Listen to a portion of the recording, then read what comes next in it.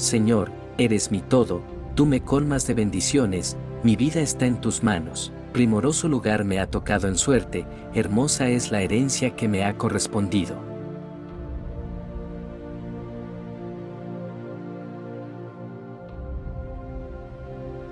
Los años 80 del siglo XIX trajeron a Europa y a la América de aquella época grandes avances en la economía y prosperidad en otras partes del mundo.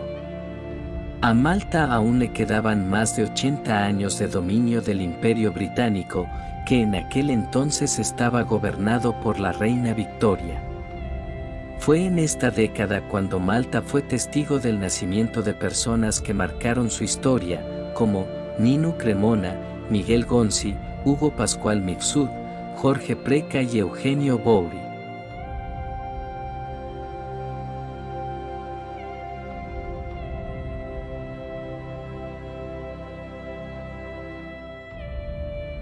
Eugenio nació el sábado 24 de julio de 1886 en la calle de la Virgen de los Dolores, en Isla.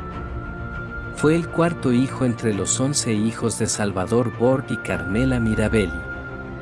Fue bautizado el mismo día en la parroquia de María Bambina, en Isla, y recibió los nombres de Eugenio, Romeo, Giuseppe y Filippo. A Eugenio, sus familiares y amigos lo llamaban cariñosamente Yeye.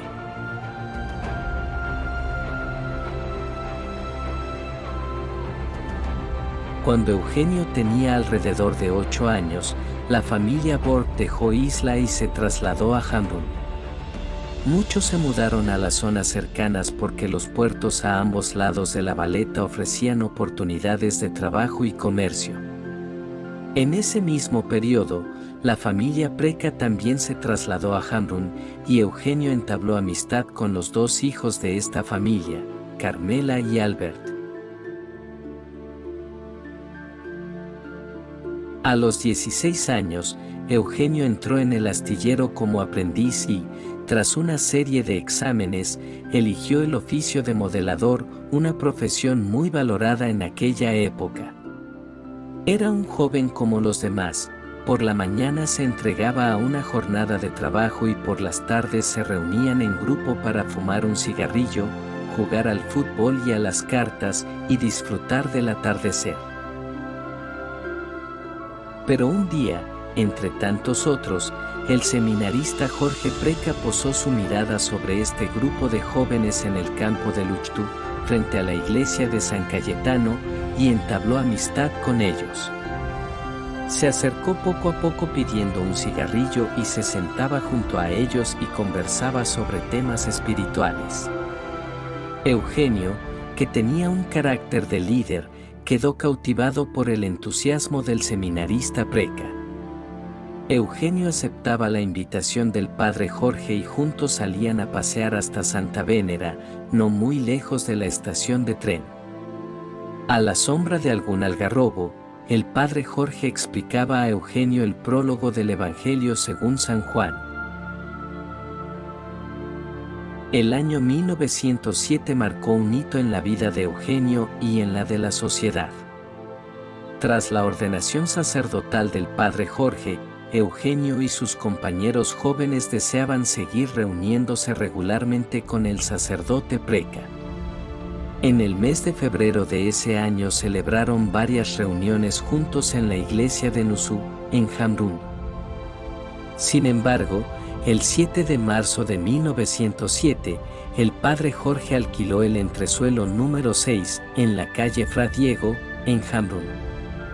Esta fue la primera casa que comenzó a utilizarse para la formación de los jóvenes. Eugenio Borg fue el primero entre los jóvenes que se unió estrechamente al padre Jorge y con ellos dio inicio la sociedad. Pero este entusiasmo, que era como un fuego en su corazón, no lo guardó solo para sí. Eugenio deseaba que ese fuego se propagara y encendiera otros campos. Alrededor de un año después del inicio de la sociedad, Eugenio Borg abrió el primer centro en Cospicua, a pocos pasos de su lugar de trabajo. Muchos otros miembros también se sintieron motivados a colaborar en esta misión de difundir la palabra de Dios en diversos pueblos y ciudades alrededor del puerto.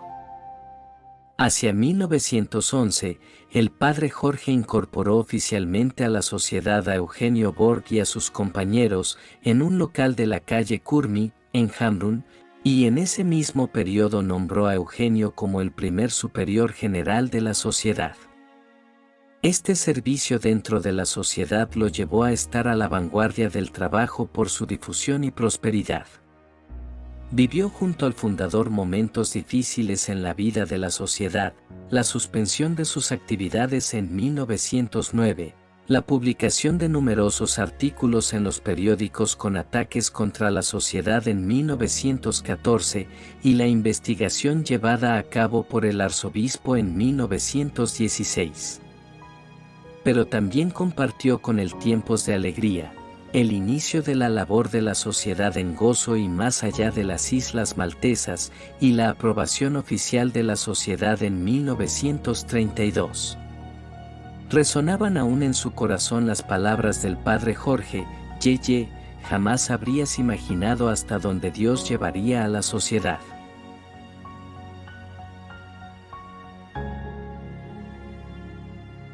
Eugenio Borg entregó su vida a la sociedad.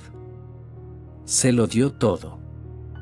Por ella vivía y por ella trabajaba incluso cuando sufría problemas de salud a causa de la diabetes. Vivió el sufrimiento que conlleva esta condición con resignación. Nada le hizo perder el ánimo.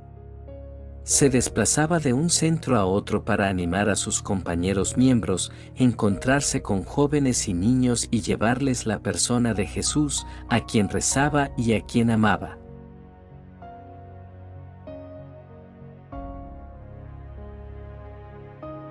Hacia 1943, tras la muerte de su hermana Georgina, Eugenio se retiró de su trabajo en el astillero a la edad de 57 años y se unió a la comunidad de los socios internos, algo que había deseado hacer incluso antes de la muerte de su madre.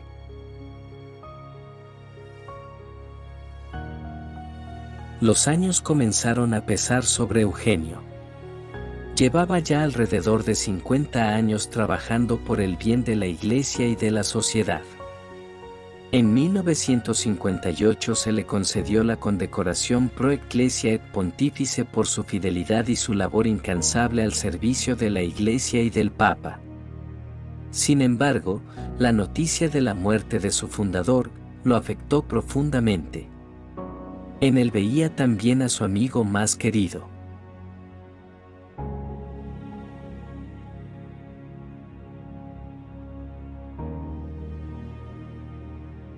Eugenio intentó, y de algún modo lo consiguió, ser una copia perfecta del padre Jorge.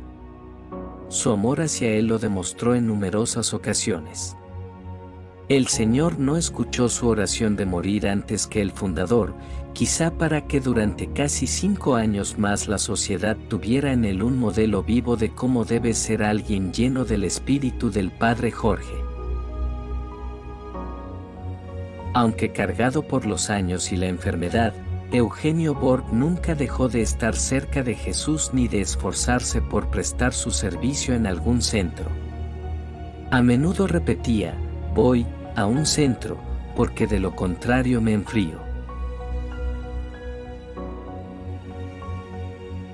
Eugenio Borg falleció el sábado 12 de marzo de 1967, en la quietud de la madrugada, solo en un rincón del Hospital San Lucas.